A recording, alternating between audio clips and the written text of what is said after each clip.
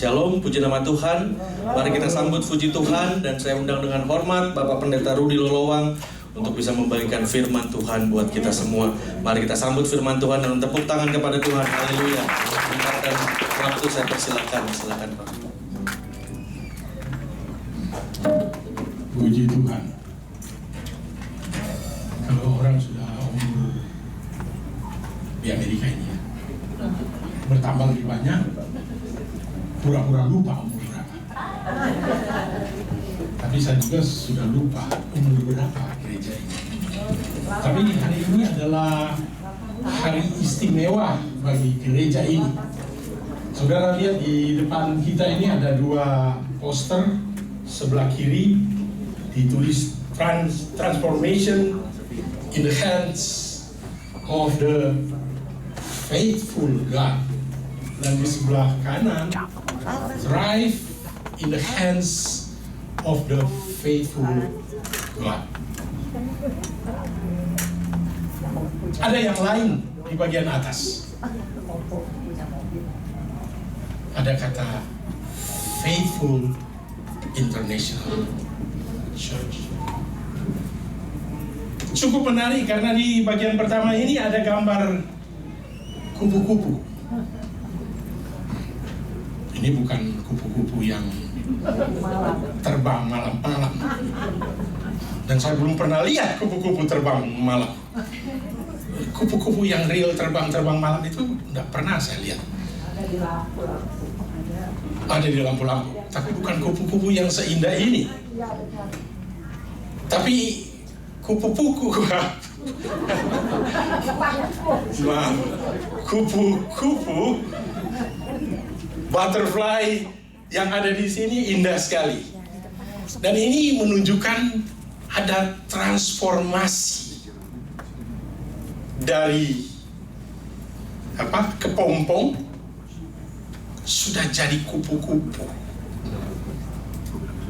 Sesudah itu, setelah ada transformasi ini, kita lihat di sebelah kanan ada Thrive in the Hands of the Faithful God. Mereka mau bertumbuh secara luar biasa. Mungkin dengan satu kata, mau sukses di tangan dari Allah yang setia. Jadi ada transformasi. Dulu kita kenal dengan nama Power of the Faithful. Sekarang namanya Faithful saja. Jadi penekanannya sekarang sudah bukan kepada orang-orang. Power of the Faithful. Betul gereja ini terbentuk oleh karena ada orang-orang yang begitu setia, sudah bergumul, tetapi sekarang masuk kepada fase yang baru.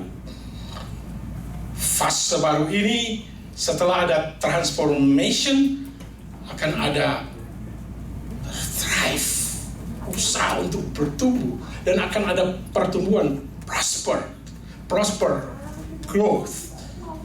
Dan ini akan jadi sasaran dari gereja ini mulai hari ini.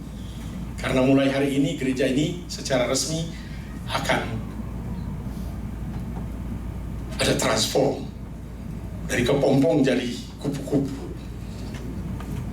Jadi ini jalannya. Oleh sebab itu, karena dasar dari semua ini, transformasi ini ada di tangan Allah yang setia. Kemudian akan ada pertumbuhan juga di tangan Allah yang setia. Firman Tuhan katakan, sebab Allah setia. Itu yang jadi kata hari ini. Dan di 1 Korintus 10 ayat 13b disebutkan sebab Allah setia. Dalam terjemahan bahasa Inggris, but God is faithful. Mari saya undang kita baca dari 1 Korintus 10, latar belakangnya ayat 1 sampai dengan ayat yang ke-14. Mari kita lihat itu.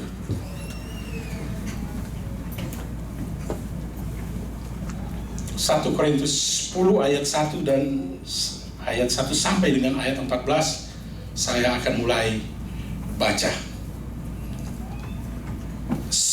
Aku mau supaya kamu mengetahui, saudara-saudara, bahwa nenek moyang kita semua berada di bawah perlindungan awan, dan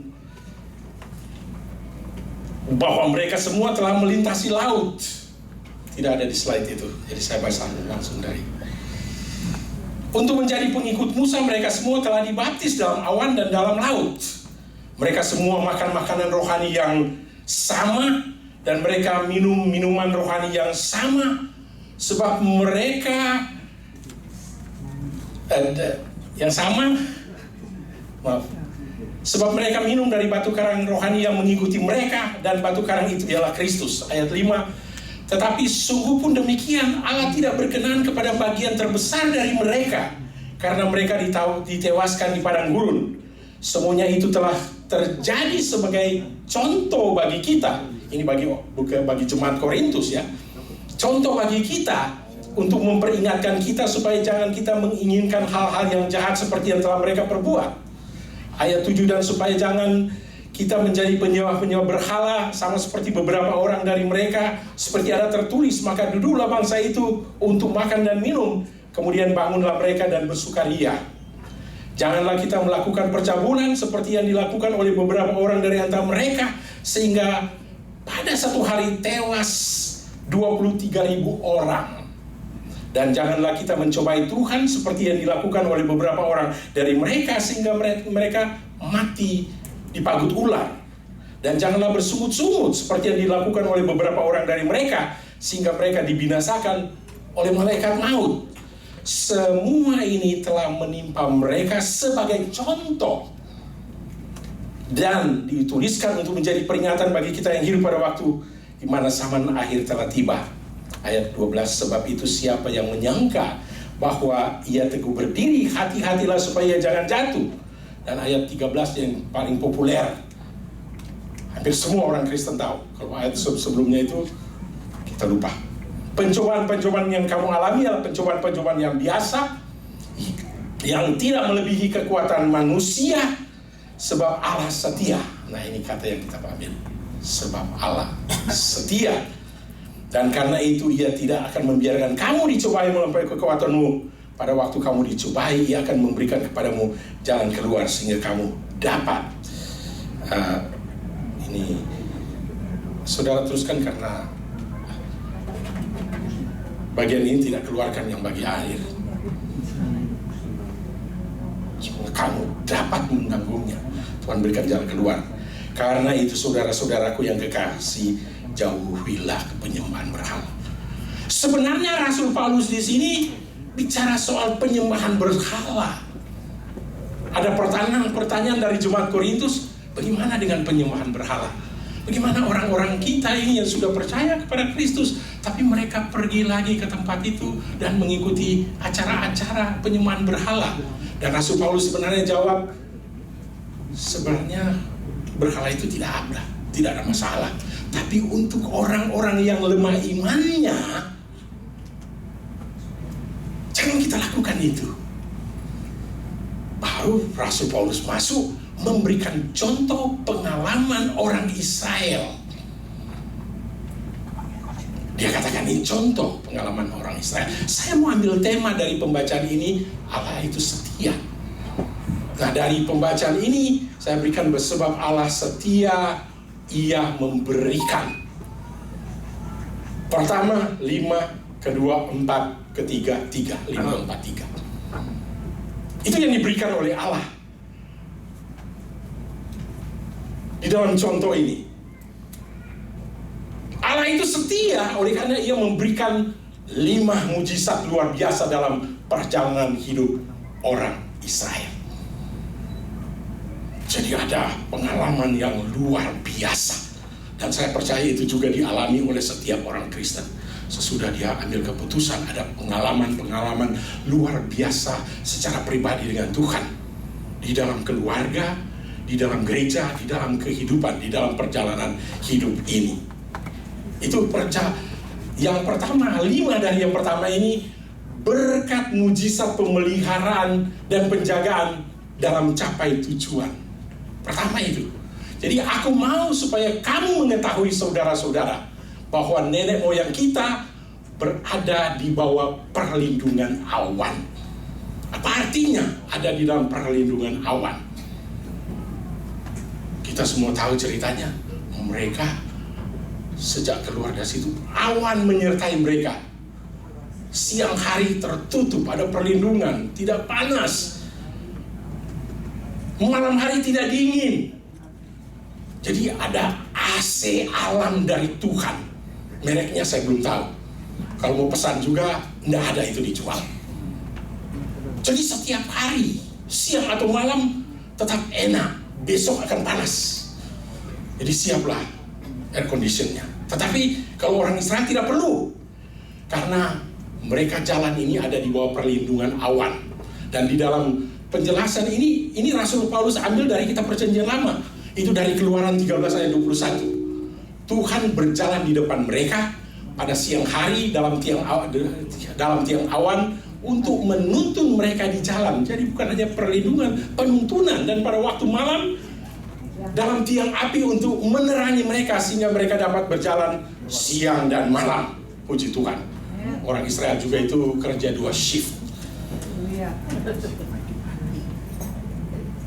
Siang dan malam. Bahkan ada orang Israel juga kerja 3 shift. Tapi Tuhan lindungi mereka. Dan berkat yang kedua, saya mau terus. Yang saya bagian kedua dari berkat pertama, kembali lagi satu. Tiang awan itu bergerak dari depan mereka lalu berdiri di belakang mereka. Jadi ada saatnya tiang awan itu ada di depan mereka, bimbing mereka, lindungi mereka. Pada saat tertentu tiang awan itu pindah di belakang.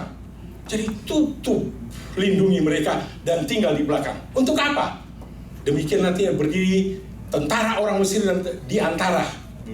Demikianlah tiang itu berdiri di antara tentara orang Israel, tentara orang Mesir dan tentara orang Israel.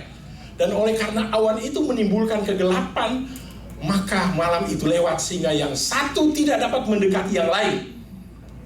Malam-malaman. Ini peristiwa ini adalah peristiwa waktu mereka menyeberang Laut Merah. Jadi tiang awan itu ngeblok serangan dari orang Mesir. Setelah orang Israel lewat semua itu semalam-malaman. Dan Alkitab katakan besok paginya di hadapan mata orang Israel Tuhan mengadakan mujizat.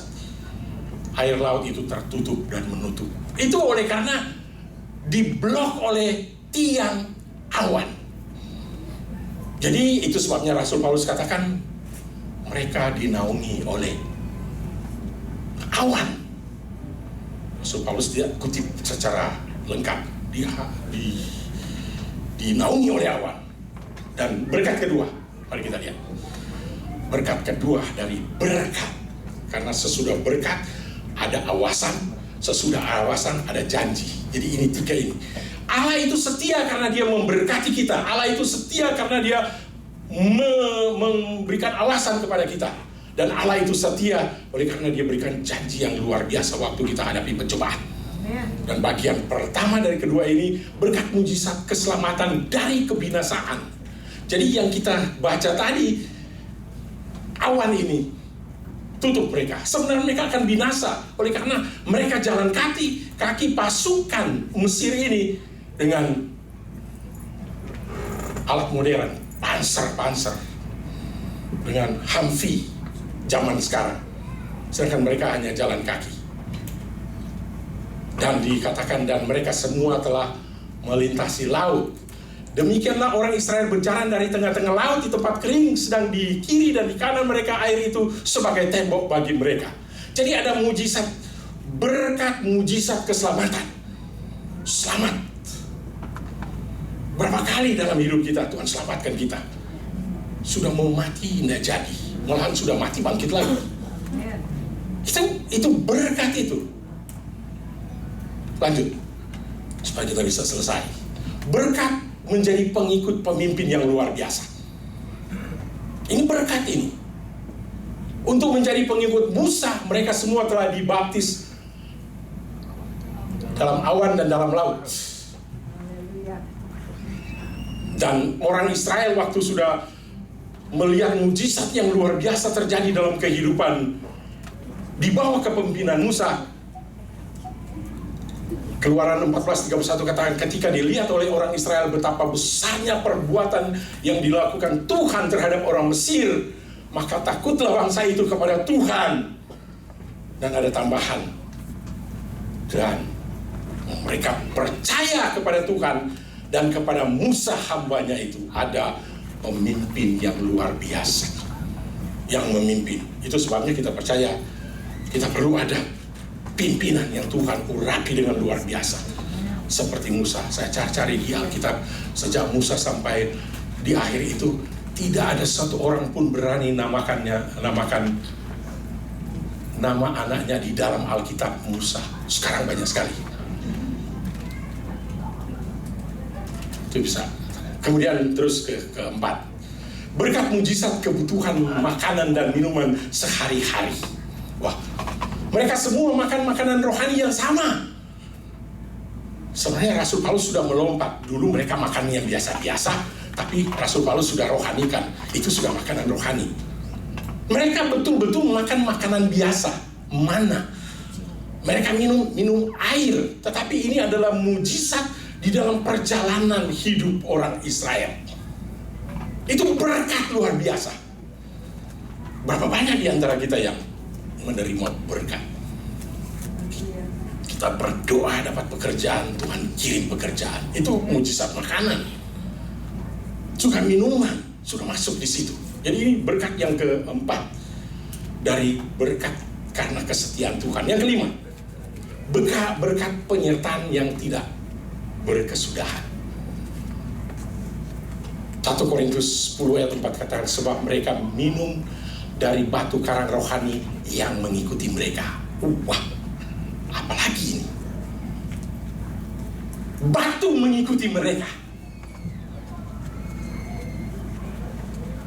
Minum dari batu. Sebenarnya peristiwanya yaitu waktu tidak ada air, semua sudah ribut, sudah komplain, Tuhan lakukan mujizat, keluar air dari batu. Dan mulai saat itu mereka terus mendapatkan berkat ini, mujizat air. Makan mungkin boleh 3 hari kita tidak makan. Minum, kesehatan kita akan terganggu. Jadi ini berkat. Jadi ini berkat penyertaan yang tidak berkesudahan terus. Mereka bilang itu batu mengikuti mereka. Di mana mereka pergi tidak ada air, akan keluar air karena batu mengikuti. Ini berkat yang kelima.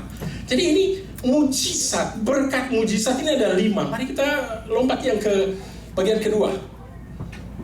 Sebab Allah setia, Ia memberikan 4 peringatan.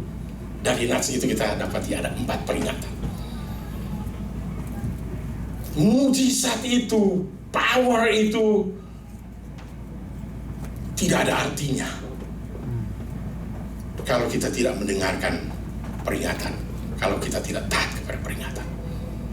Nah, saya di sini tidak mau tekankan kegagalan Israel.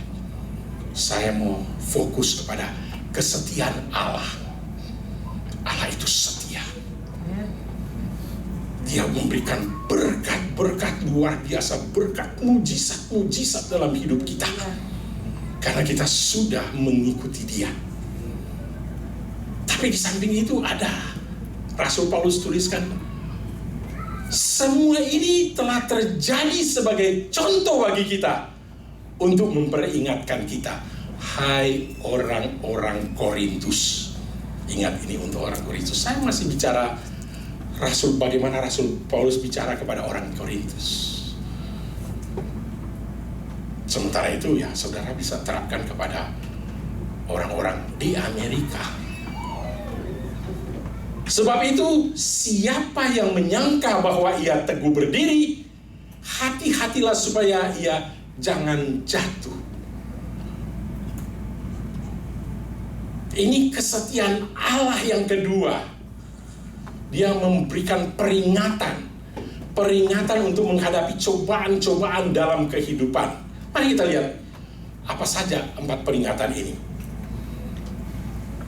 Yang pertama, cobaan pertama supaya jangan kita menjadi penyembah berhala. Oleh karena dalam perjalanan, nanti saya lihat dulu berikut ada.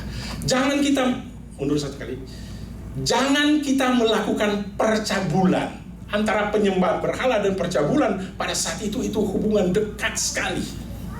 Bahkan ada di dalam satu aktivitas, di kuil-kuil, di sistem keagamaan orang-orang bukan Israel.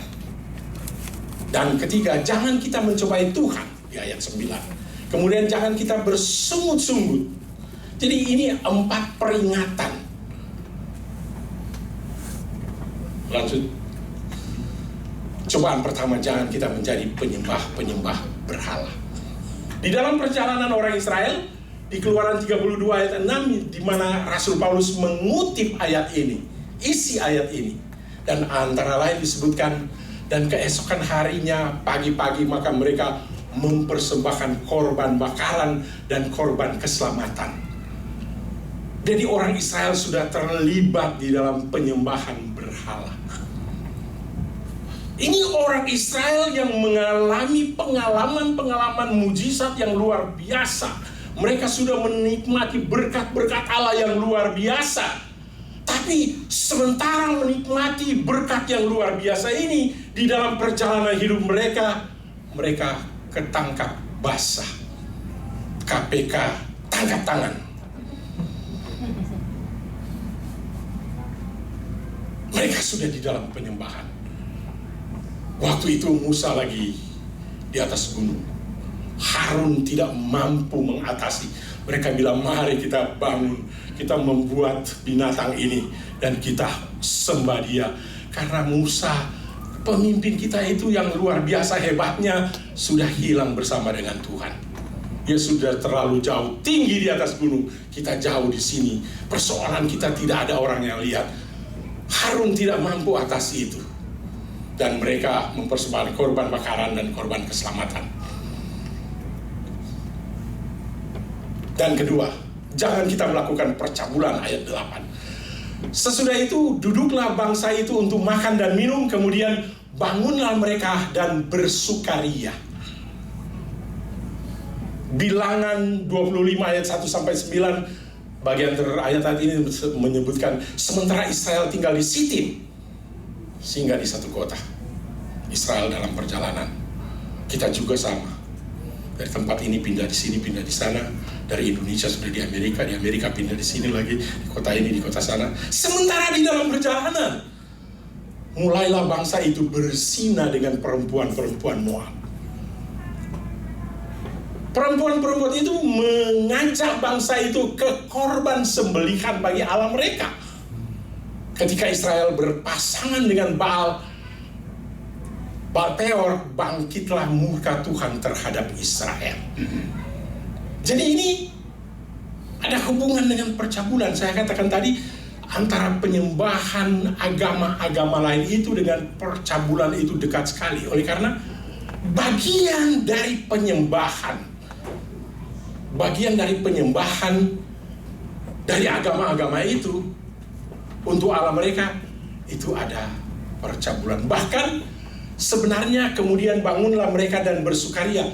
Bersukaria ini kalau kita mau terjemahkan dari bahasa aslinya itu terjemahannya literal itu sex play. Itu diterjemahkan ke bahasa Indonesia itu bersukaria saja. Jadi mereka dengan perempuan-perempuan ini bersukaria, makan minum, sebelum ada kemudian itu makan minum sampai mabuk-mabuk. Bangunlah mereka dan mereka bersukaria, sex play. Jadi ini percabulan. Ini cobaan yang kedua. Masuk ke cobaan ketiga. Kita lanjut saja. Cobaan yang ketiga itu jangan kita mencobai Tuhan. Jadi ini awasan ya. Ini berkat Tuhan. Tuhan memberikan peringatan. Kalau di Amerika masih ada peringatan pertama, kedua, ketiga. Sedangkan driving saja ada 1, 2, 3. 1 ikut kelas, 2 ikut kelas, ketiga nggak boleh lagi. SIM-nya digunting. Nggak bisa driving. Tuhan memberikan peringatan ini.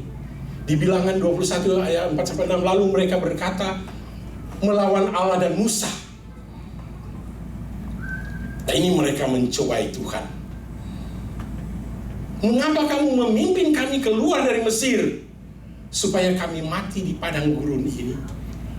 Ketidakpercayaan mereka kepada bimbingan Tuhan itu adalah mencobai Tuhan.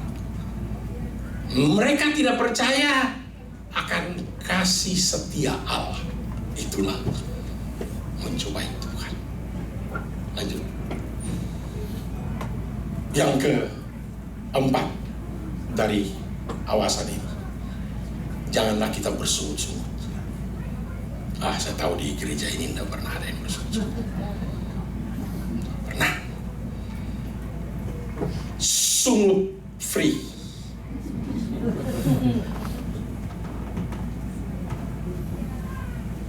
Itu idealnya. Tidak ada orang yang mau lewat ini. Itu sebabnya di sini dikatakan janganlah. Kalau kata janganlah, bisa sementara orang bersungut-sungut berhenti bersungut-sungut. Janganlah. Atau sementara sudah mau bersungut, datang perintah Tuhan, jangan mulai. 1, jangan terus. 2, jangan mulai. Masing-masing kita lihat apa yang jangan yang ada pada kita. Jangan terus atau jangan mulai. Lalu Tuhan, jadi sebab di sini tidak ada roti dan tidak ada air, dan makanan hambar ini kami telah muak. Makanan hambar ini salah satu mujizat yang Tuhan berikan kepada orang Israel. Itu mana? Setiap hari dapat mana. Tiap hari ada, kalau di Amerika sini every day chicken. Itu ada satu lawak rohani. Setiap hari makan chicken. Karena chicken di sini gampang dapat. Kalau di Indonesia mau cari, mereka sudah terbang, sudah lari. Tadi malam lupa ditangkap. Jadi kurang chicken. Nah, di sini mana itu setiap hari baru. Setiap hari jatuh. Dan mana ini betul-betul jadi makanan mereka. Dan di sini sungut-sungut itu datang oleh karena biasa.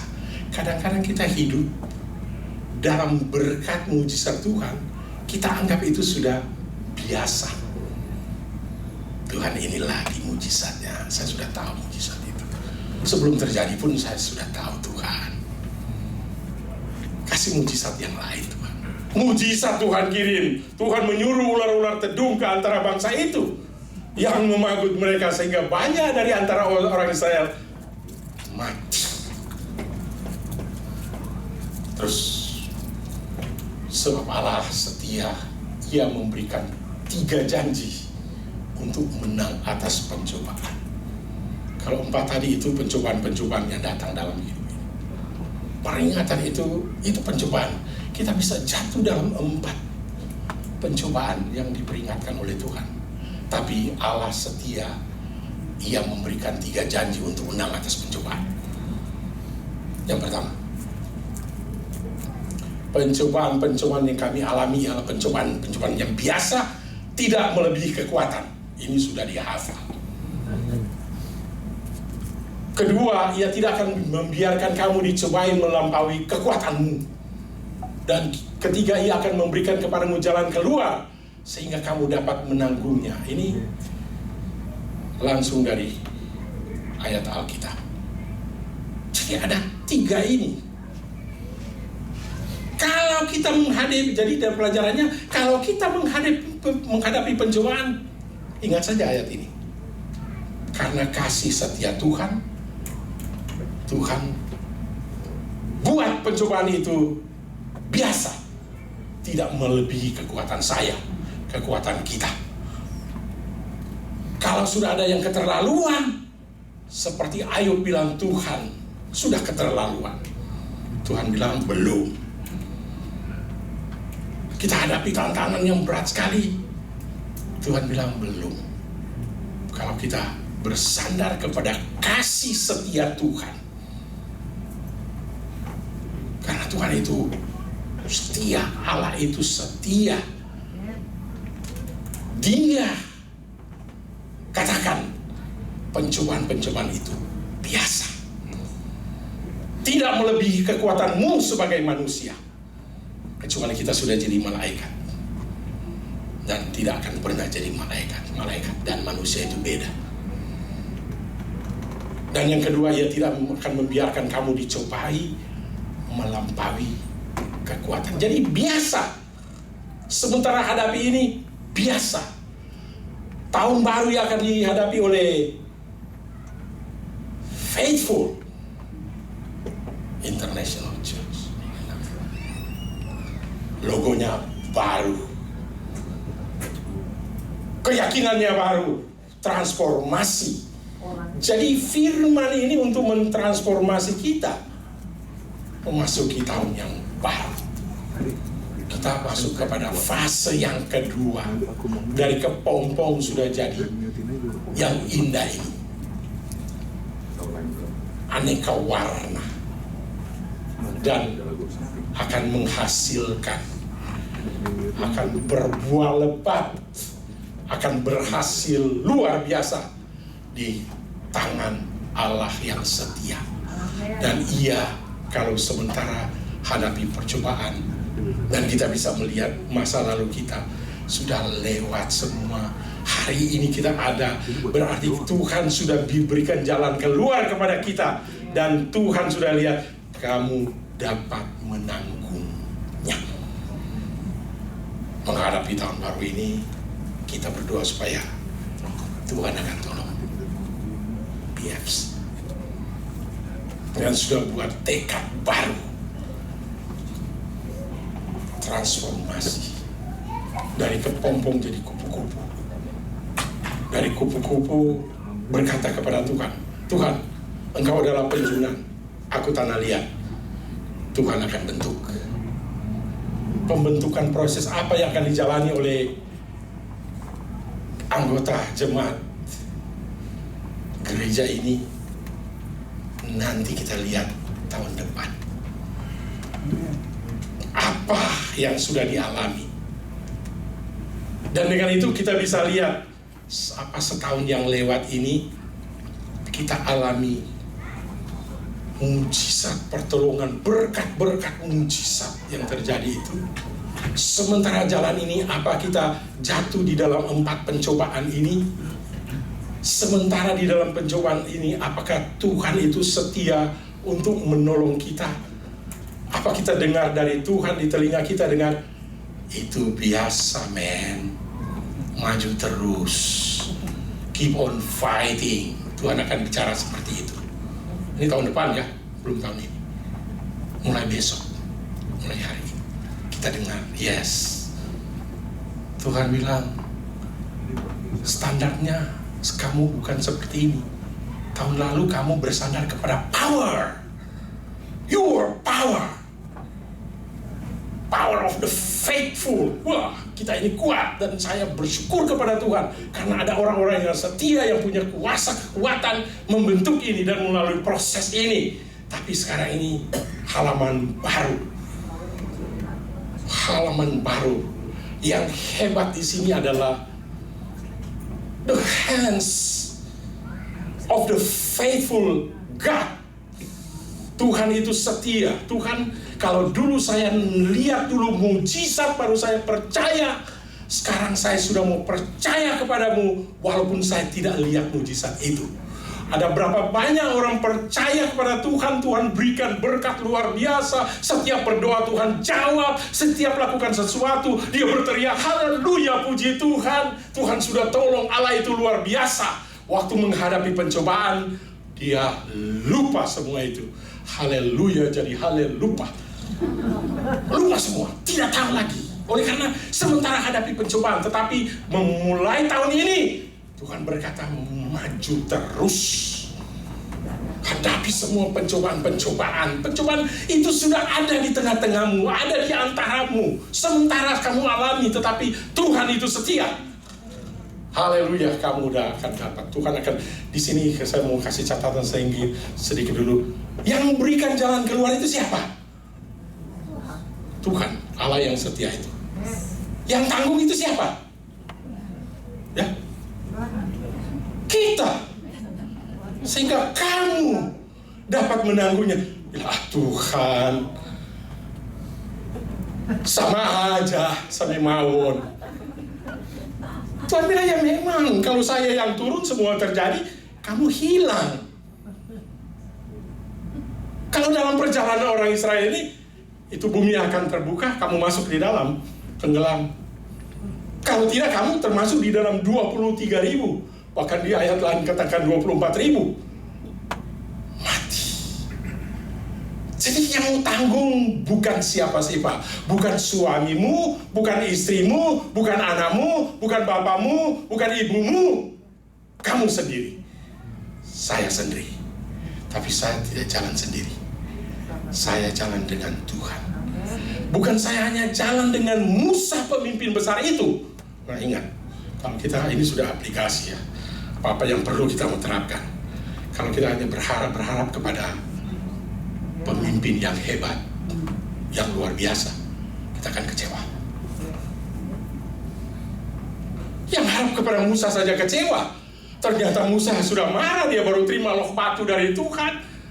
Dia lempar itu. Jadi manusia. Itu sebabnya kalau orang itu sudah terlalu besar, gembala itu, pendeta itu, orang yang kita puja sudah terlalu besar, Tuhan bilang jadi kecil dulu. Supaya orang yang menganggap kamu besar, mereka sadar bahwa tidak ada manusia. Yang kita ikut adalah pemimpin kita. Bukan Musa tetapi Kristus. Di dalam Kristus kita dapat menanggungnya. Jadi bukan kita. Haleluya.